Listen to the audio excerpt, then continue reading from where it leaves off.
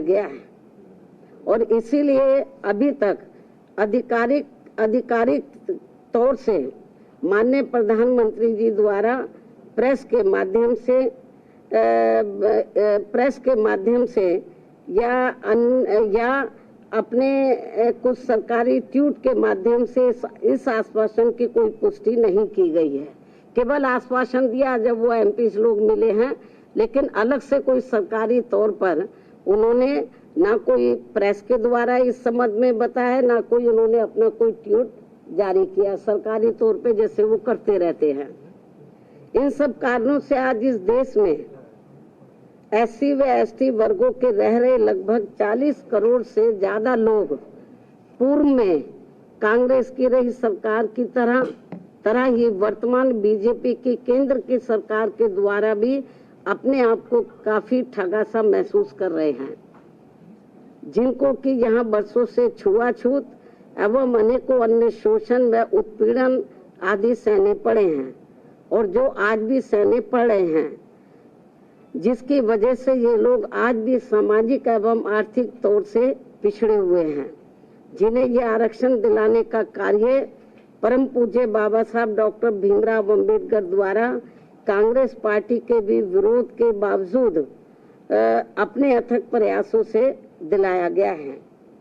जबकि केंद्र की सरकारों ने इस आरक्षण को खत्म करने के लिए समय समय पर लगातार अनेकों प्रयत्न किए हैं, जैसे कि सरकारी नौकरियों को खत्म करके कॉन्ट्रैक्ट के माध्यम से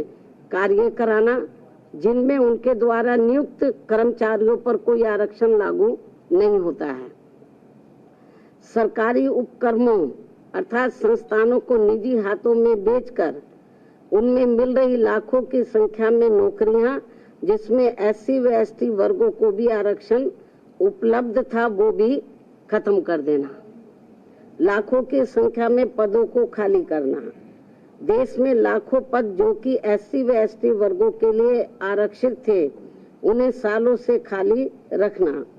और बाद में उन्हें समाप्त करके सामान्य वर्ग को दे देना। पदोन्नति में आरक्षण के लाभ से एससी व एसटी वर्गों के कर्मचारियों को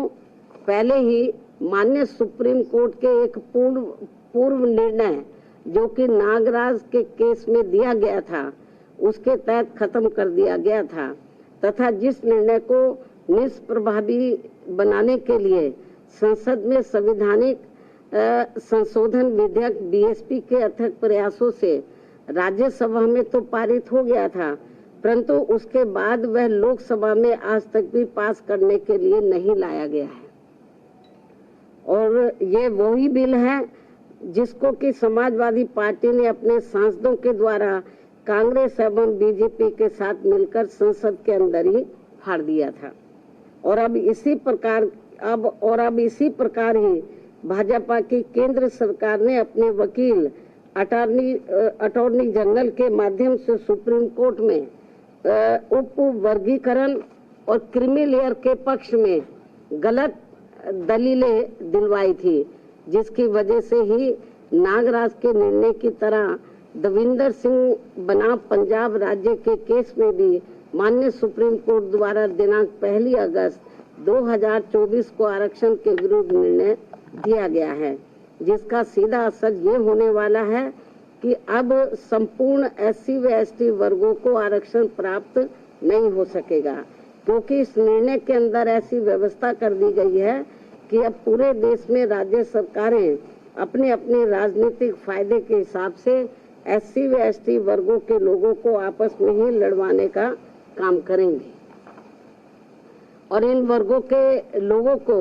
जीवन भर कोर्ट कचहरी के ही चक्कर लगाने के लिए मजबूर कर देगी और फिर अंत में इनके सभी आरक्षित पद खाली पड़े रहने के कारण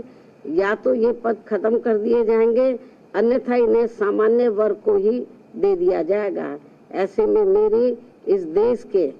सभी एससी व एसटी वर्गों